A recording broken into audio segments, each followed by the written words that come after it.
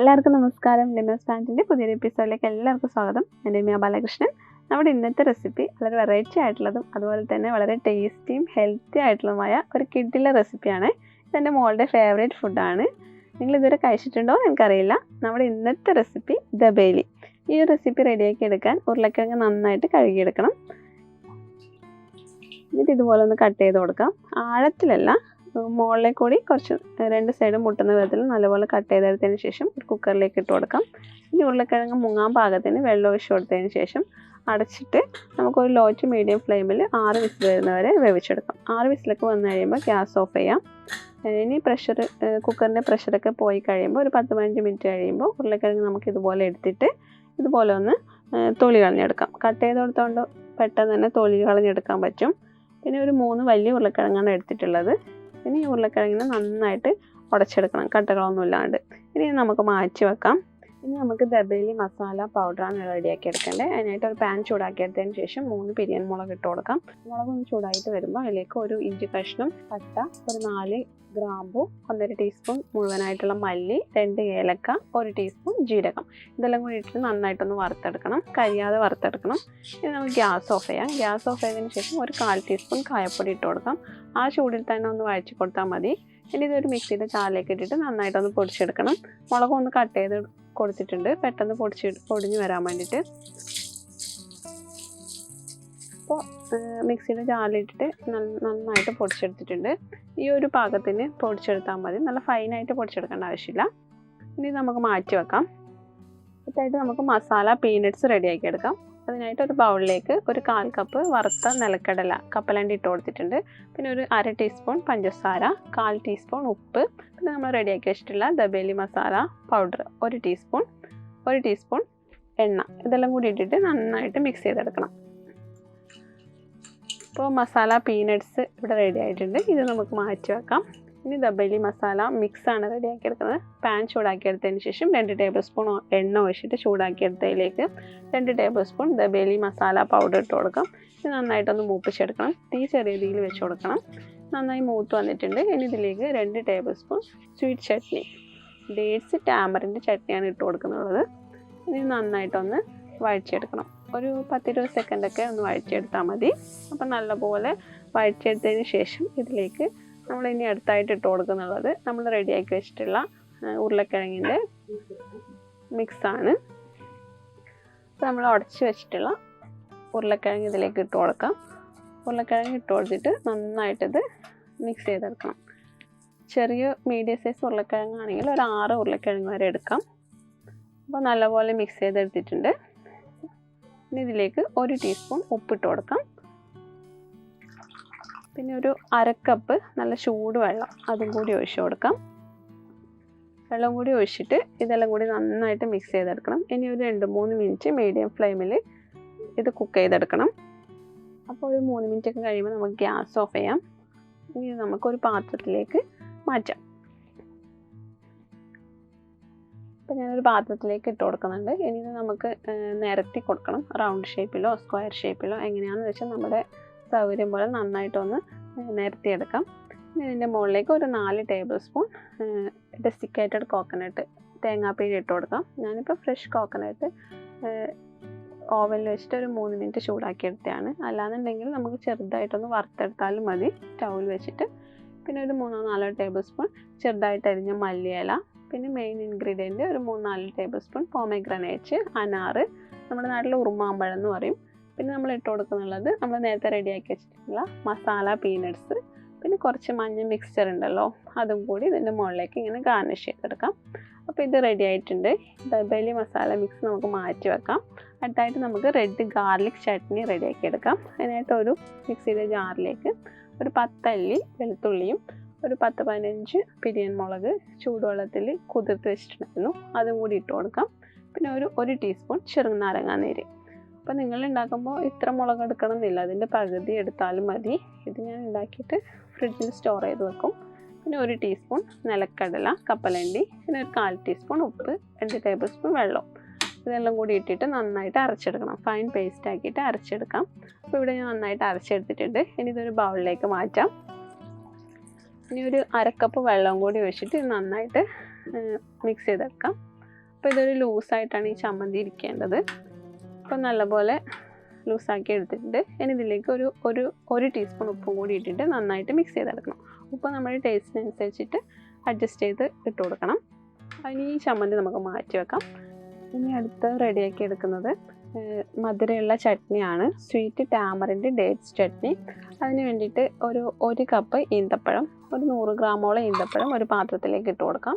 അതിൻ്റെ കൂട്ടത്തിൽ തന്നെ ഒരു 100 ഗ്രാം പുളി ചൂടുവെള്ളത്തിൽ കുതിർത്ത് വെച്ചിട്ടുണ്ടായിരുന്നു, അതും കൂടി ഇട്ട് കൊടുക്കുന്നുണ്ട്.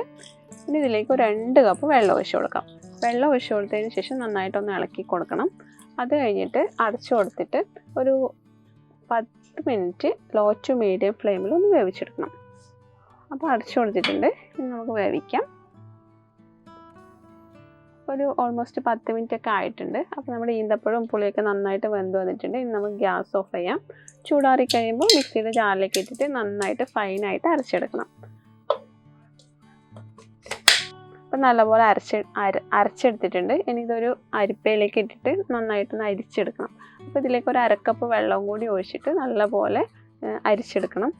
അപ്പോൾ പുളിയുടെ നാരൊക്കെ ഉണ്ടെങ്കിൽ മാറാൻ വേണ്ടിയിട്ടാണ് നമ്മൾ ഇതുപോലെ അരിച്ചെടുക്കുന്നത്. അപ്പോൾ നമുക്ക് നല്ല ഫൈനായിട്ടുള്ള പ്യൂരി കിട്ടും. ഇനി നമുക്ക് അടുത്തായിട്ട് ശർക്കര പാനി റെഡിയാക്കി എടുക്കണം. അതിനായിട്ട് ഒരു 200 ഗ്രാം ശർക്കര പാനിലേക്ക് ഇട്ട് കൊടുത്തിട്ടുണ്ട്. ഇനി ഇതിലേക്ക് 1 കപ്പ് വെള്ളം ഒഴിച്ചു കൊടുക്കാം. വെള്ളം ഒഴിച്ചു കൊടുത്തതിന് ശേഷം മീഡിയം ഫ്ലെയിമിൽ നന്നായിട്ട് ഉരുക്കിയെടുക്കണം. അപ്പോൾ ശർക്കര നന്നായിട്ട് മെൽറ്റായി വന്നിട്ടുണ്ട്, ഉരുകി വന്നിട്ടുണ്ട്. ഇനി ഇതിലേക്ക് 1 ടീസ്പൂൺ ചെറുനാരങ്ങ നീര് ഒഴിച്ചു കൊടുക്കാം. ചെറുനാരങ്ങ നീര് ഒഴിക്കുമ്പോൾ എല്ലാ അഴുക്കൊക്കെ മുഴുവനായിട്ടും അതിൻ്റെ മുകളിലേക്ക് വരും. അപ്പോൾ നമുക്ക് അത് ഒരു അരിപ്പ് ഉപയോഗിച്ചിട്ട് ഇതുപോലെ നമുക്ക് മാറ്റാം. അപ്പോൾ ശർക്കര പാനി റെഡി ആയിട്ടുണ്ട്. ഇനി ഇത് നമുക്ക് ഗ്യാസ് ഓഫ് ചെയ്തതിന് ശേഷം വീണ്ടും നമുക്കൊരു സ്ട്രെയിനറിൽ തുണി വെച്ചിട്ടോ എങ്ങനെ വെച്ചിട്ട് നന്നായിട്ട് അരിച്ചെടുക്കണം. അപ്പോൾ അതിലത്തെ അഴുക്കൊക്കെ മാറിക്കിട്ടും. ഇനി ഇങ്ങനെ റെഡിയാക്കി വെച്ചിട്ടുള്ള ഈ ശർക്കര പാനി നമ്മൾ നേരത്തെ റെഡിയാക്കി വെച്ചിട്ടുള്ള ഈന്തപ്പഴത്തിൻ്റെയും പുളിയുടെയും മിക്സിലേക്ക് ഒഴിച്ചു കൊടുക്കാം. നന്നായിട്ട് ഇത് മിക്സ് ചെയ്തെടുക്കണം. ഇനി ഈ മിക്സ് നമ്മൾ പാനിലേക്ക് ഒഴിച്ചിട്ട് ഒന്നും കൂടി ചൂടാക്കി എടുക്കുന്നുണ്ട്. അങ്ങനെ ചൂടാക്കി എടുക്കുമ്പോൾ നമുക്ക് കുറച്ച് ദിവസം കൂടി കേട് കൂടാതെ നമുക്കിത് സൂക്ഷിച്ച് വെക്കാൻ പറ്റും. ഇനി ഇതിലേക്ക് 1 ടീസ്പൂൺ പെരുംജീരകത്തിൻ്റെ പൊടി, 1 ടീസ്പൂൺ ജീരകപ്പൊടി, 1 ടീസ്പൂൺ മുളക് പൊടി, 1 ടീസ്പൂൺ ചാറ്റ് മസാല, 1/2 ടീസ്പൂൺ കുരുമുളക് പൊടി, 1 ടീസ്പൂൺ ബ്ലാക്ക് സാൾട്ട് ഉപ്പ്. അത് ബ്ലാക്ക് സാൾട്ട് ഇല്ലയെന്നുണ്ടെങ്കിൽ സാധാരണ ഉപ്പിട്ടാൽ മതി. ബ്ലാക്ക് സാൾട്ട് ഇടുമ്പോഴാണ് ശരിക്കും ഒരു നോർത്ത് ഇന്ത്യൻ ഫുഡിൻ്റെ മെയിൻ ടേസ്റ്റ് നമുക്ക് കിട്ടുന്നത്. അപ്പോൾ എല്ലാം കൂടി ഇട്ടിട്ട് നന്നായിട്ട് മിക്സ് ചെയ്തെടുക്കണം. ഇങ്ങനെ മിക്സ് ചെയ്തതിന് ശേഷം ഒരു മീഡിയം ഫ്ലെയിമിൽ ഒന്ന് തിളപ്പിച്ചെടുക്കണം. തിളച്ച് വരുന്ന സമയത്ത് നമുക്ക് ഗ്യാസ് ഓഫ് ചെയ്ത് കൊടുക്കാം. ഇത് ചൂടാറി കഴിയുമ്പോൾ നല്ല ക്ലീൻ ആക്കി എടുത്തിട്ടുള്ള ഗ്ലാസ് കണ്ടെയ്നറിൽ നമുക്കിതൊരു 2-3 മാസം വരെ നമുക്ക് ഫ്രിഡ്ജിൽ സൂക്ഷിച്ച് വെക്കാൻ പറ്റും. അപ്പോൾ നമ്മുടെ സ്വീറ്റ് ചട്നി ഇവിടെ റെഡി ആയിട്ടുണ്ട്. അപ്പോൾ ചട്നി ദബേലി മസാല മിക്സ് ഒക്കെ റെഡിയാക്കി എടുത്തിട്ടുണ്ട്. ഇനി ദബേലി റെഡിയാക്കി എടുക്കാൻ ബണ്ണ് ഇതുപോലെ ഒന്ന് കട്ട് ചെയ്തെടുത്തതിന് ശേഷം ഇതിലേക്ക് നമുക്ക് 2 ചട്നി ഇട്ട് കൊടുക്കാം.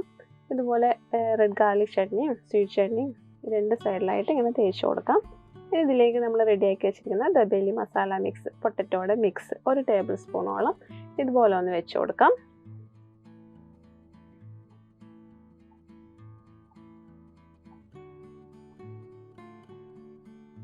ഇനി കുറച്ച് അനാറ് അതും കൂടി നമുക്കിതിലേക്ക് ഇട്ട് കൊടുക്കാം. ഇനി നമ്മൾ ഇട്ട് കൊടുക്കുന്നുള്ളത് നമ്മൾ നേരത്തെ റെഡിയാക്കി വെച്ചിട്ടുള്ള മസാല പീനട്ട്സ്, അതാണ് നമ്മൾ ഇട്ട് കൊടുക്കുന്നുള്ളത്. പിന്നെ ഒരു വലിയ ഉള്ളി ചെറുതായിട്ട് അരിഞ്ഞിട്ട് ചെറുതായിട്ട് ചോപ്പ് ചെയ്തെടുത്തതിന് ശേഷം നമുക്കിതുപോലെ ഇതിൻ്റെ മുകളിലേക്ക് കുറച്ച് ഉള്ളിയും കൂടി ഇട്ട് കൊടുക്കാം. പിന്നെ നമ്മുടെ ടേസ്റ്റിനനുസരിച്ച് ചട്നി, സ്വീറ്റ് ചട്നിയാണ് കൂടുതൽ വേണമെന്നുണ്ടെങ്കിൽ അതിട്ട് കൊടുക്കാം. അതുപോലെ തന്നെ റെഡ് ഗാർലിക് ചട്നി, 2 ചട്നി ഇതിൻ്റെ മുകളിലേക്കായിട്ട് കുറച്ചുകൂടി ഇങ്ങനെ ഇതുപോലെ ഇട്ട് കൊടുക്കുന്നുണ്ട്. അതിനുശേഷം ഇതിൻ്റെ മുകളിലേക്കായിട്ട് കുറച്ച് മഞ്ഞ മിക്സ്ചർ അതും കൂടി ഇട്ട് കൊടുക്കാം. ഏറ്റവും മുകളിലായിട്ട് നമ്മുടെ പൊട്ടറ്റോയുടെ മിക്സാണ് നമ്മൾ വെച്ച് കൊടുക്കുന്നുള്ളത്. അതും കൂടി വെച്ചിട്ട് ഒന്ന് നമുക്കിത് പ്രസ് ചെയ്ത് കൊടുക്കണം. പൊട്ടറ്റോയുടെ മിക്സ് വെക്കുമ്പോൾ ഇതിങ്ങനെ അമർത്തി കൊടുക്കുമ്പോൾ പെട്ടെന്ന് തന്നെ ഇത് പ്രസ്സായി വരും. അപ്പോൾ നല്ലപോലെ പ്രസ് ചെയ്തെടുത്തിട്ടുണ്ട്. ഇനി ഇതിൻ്റെ സൈഡിലൊക്കെ ഈ പൊട്ടറ്റോയുടെ മിക്സ് വെച്ചിട്ട് ഒന്ന് കവർ ചെയ്തെടുക്കണം. അപ്പോൾ നല്ലപോലെ ഞാൻ കവർ ചെയ്തെടുത്തിട്ടുണ്ട്. കൈവച്ച് ചെയ്യുമ്പോഴാണ് കുറച്ചും കൂടി ഈസി.